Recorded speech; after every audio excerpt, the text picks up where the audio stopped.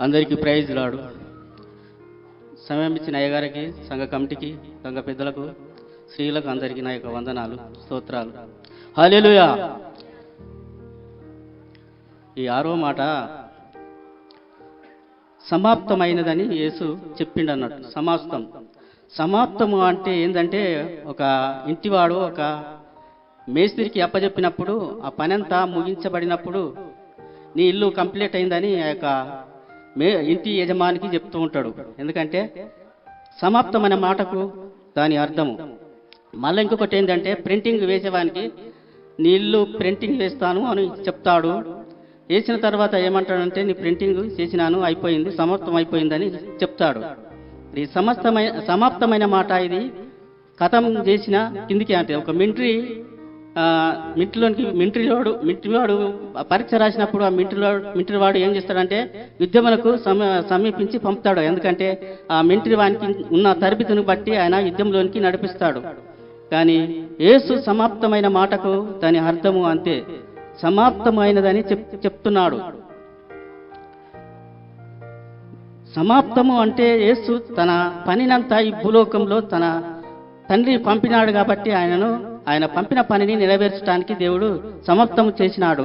యోహాను 17వ అధ్యాయం 4వ వచనం.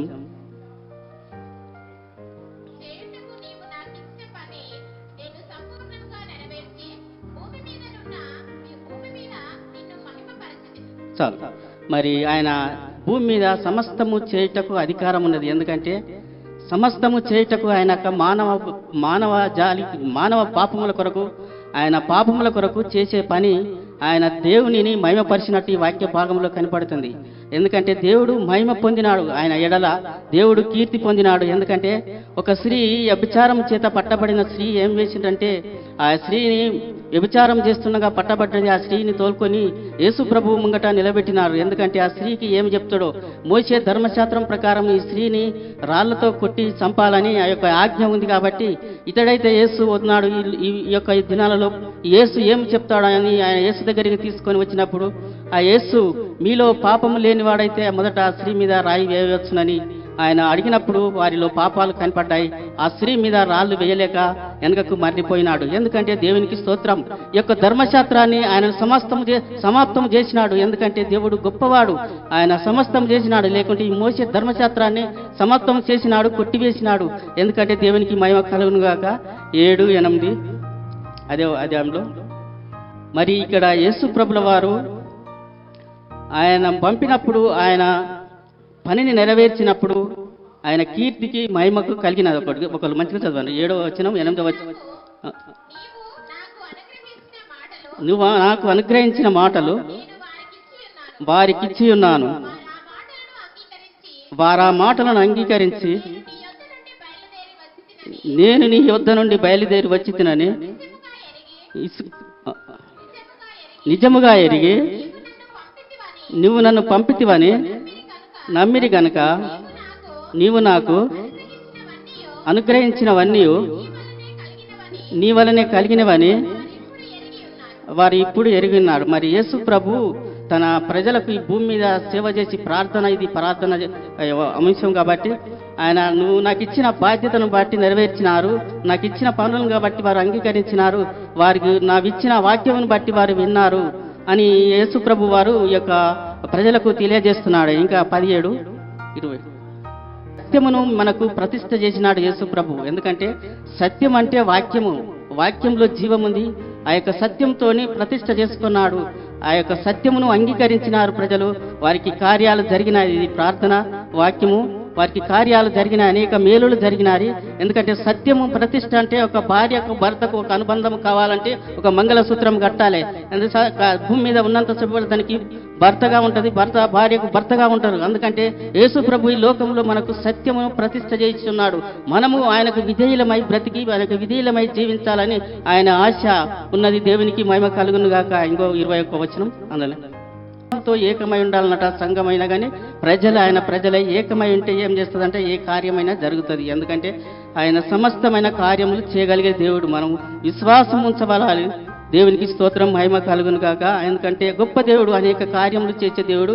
ఆయన ప్రార్థన చేస్తున్నాడు ఈ ప్రజల కొరకై. ఇంకొక ముందుకు ముందు వచ్చిన మనము ఏకమై ఉండలాగున వారును ఏకమై ఉండవలనని నీవు నాకు అనుగ్రహించిన మహిమను వారికిచ్చి తిని వారి యందు నేనును నా యందు నీవును ఉండుట వలన సంపూర్ణులుగా చేయబడి ఏకముగా ఉన్నందున నీవు నన్ను చదువు నీవు నన్ను పంపుతున్నవని ప్రేమించినట్టే ప్రావిద్యుడా ప్రేమించుతునని తెలుసుకొనున్నట్లు అనుగ్రహించిన మహిమను వారికిచ్చింది. దేవునికి స్తోత్రం.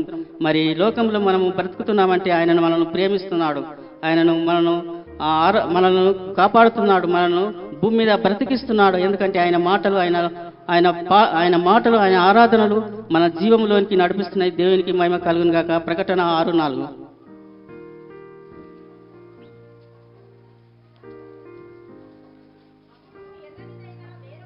అప్పుడు ఎర్రనిదైన వేరొక గుర్రము బయలువెళ్ళెను,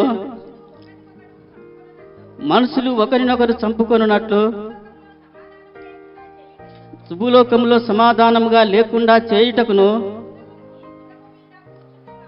ఈ గుర్రము మీద కూర్చున్న వానికి అధికారం ఇవ్వడం. దేవునికి స్తోత్రం. మరి ఈ లోకంలో ఎక్కడ చూసినా సమాధానం లేదు, ఎక్కడ చూసినా హత్యలు, ఎక్కడ చూసినా గొడవలు. ఎందుకంటే మన ప్రభు అయిన యేసు ఎర్రని గుర్రం మీద కూర్చొని పద్మసింహమై ఆయన బయలుదేరుతూ ఉన్నాడు సమాధానము ప్రకటించుట కోసానికి. అసమాధానంతో ఉన్న మనలను సమాధానంతో నింపుటకు సమాప్తం చేయగలిగిన దేవుడు. ఎందుకంటే ఆయన గొప్ప దేవుడు, ఆయన సమస్తమును ఆయనకు అధికారం ఉన్నది. ఎందుకంటే ఎర్రని గుర్రం వాడు సింహాసనంపై కూర్చొని ఈ మాటలు పలుకుతున్నాడు. ఒకరికొకరికి సమాధానం లేదు, ఇంటిలో సమాధానం లేదు, సంఘములో సమాధానం లేదు, సమాజంలో సమాధానం లేదు, ఎక్కడ చూసినా గొడవలు అల్లరు. ఎందుకంటే ఆయన యేసు బయలుదేరుతున్నాడు నీ కొరకు నా కొరకు. దేవునికి స్తోత్రం కలుగును గాక. ఎందుకంటే గొప్ప దేవుడు. జకరియా 9:10 ఎబ్రాహిం యెరూషలేము. ఎందుకంటే తన ప్రజలది కాబట్టి ఆయన అంటున్నాడు. ఏమంటున్నాడంటే యెరూషలేములో రథములు గుర్రములు లేకుండా చేసేది. ఎందుకంటే వాళ్ళకు రథముల మీద గుర్రముల మీద ఎప్పుడు ఆశ పడుతుంది.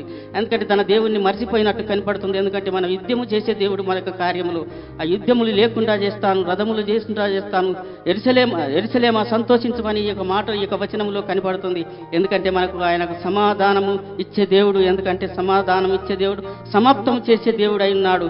దేవునికి మహిమ కలుగును గాక. యెషయా 53:5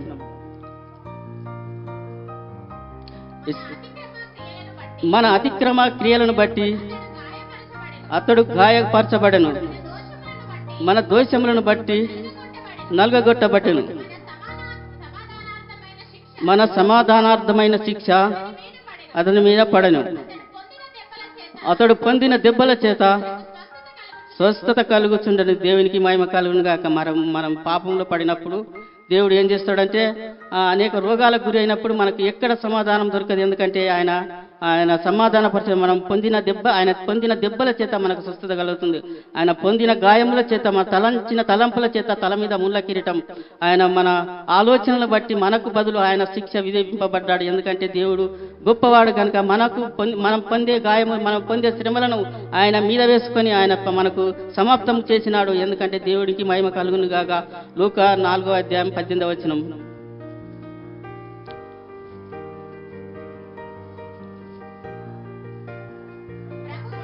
ప్రభు ఆత్మ నా మీద ఉన్నది, బీదలకు సువార్త ప్రకటించుటకై ఆయన నన్ను అభిషేకించెను, చెరలోనున్న వారికి విడుదలను, గుడ్డి వారికి చూపును ప్రకటించుటకును,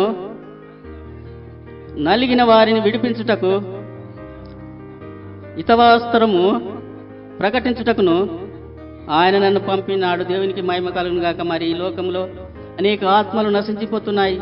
ఈ లోకంలో అనేక ఆత్మలు దుర్వాల్వాట్లకు ప్రయోజనపడుతున్నారు మనుషులు. ఎందుకంటే అనేక మంది జైల్లో ఉంటున్నారు, అనేక మంది చూపు లేక అనేక మంది చూడలేకపోతున్నారు. ఎందుకంటే దేవుడు ఆయనను అభిషేకించి ప్రభు ఆత్మ మన యేసు ప్రభుల వారి మీద ఉంది కాబట్టి గుడ్డి వారికి, కుంటి వారికి, నలిగిన వారికి, చెరలో ఉన్న వారికి విడుదల చేసుటకు ఆయనకు సమాప్తమైనది కాబట్టి ఆయన అన్నిటిని విడుదల చేసే దేవుడు.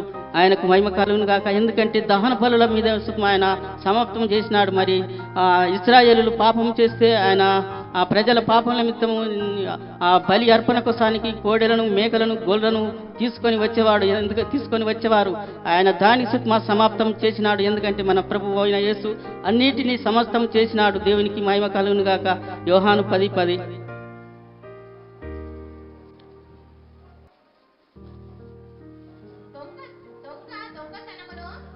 దొంగతనములో హత్యను, నాశనమును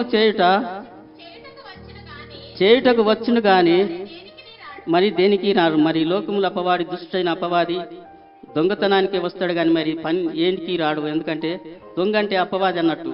ఎక్కడ మోసం చేయాలి, ఎక్కడ హత్య చేయాలి, ఎక్కడ మరణ వార్త తేవాలి, మరి ఎక్కడ త్రాగిపియాలి, ఎక్కడ జూదం వాడాలి. ఈ దొంగకు ఉండే లక్షణాలు ఇవి. ఎందుకంటే దేవుడికి మహిమ కలుగును గాక. దొంగ చేసే పనులు వేరే ఉంటాయి. ఎందుకంటే అతడు దొంగతనం చేసడానికి వస్తాడు కానీ మరి దేనికి రాడు. ఎందుకంటే దేవునికి మహిమ కలుగును గాక. 1 యోహాను 3:8.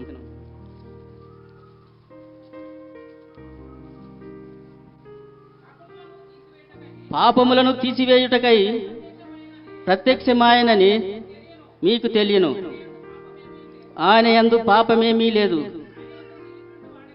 ఆయన యందు నిలిచియుండి వాడెవడు పాపము చేయడు. దేవునికి మహిమ కలుగును గాక. మరి ఈ యొక్క వచనములోన దేవునికి మహిమ కలుగును గాక. దేవునికి స్తుతులు చెల్లిస్తున్నాం. పాపము చేయవాడు మరొకసారి చదువు. పాపము చేయవాడు మరి పాపము తీసివేయుటకై ప్రత్యక్షమైన మనం ఆ పాపములను తీసివేయుటకై దేవుడు మనకు ప్రత్యక్షమైతున్నాడు. దేవునికి స్తోత్రములు గాక. 1 తిమోతి 1:15.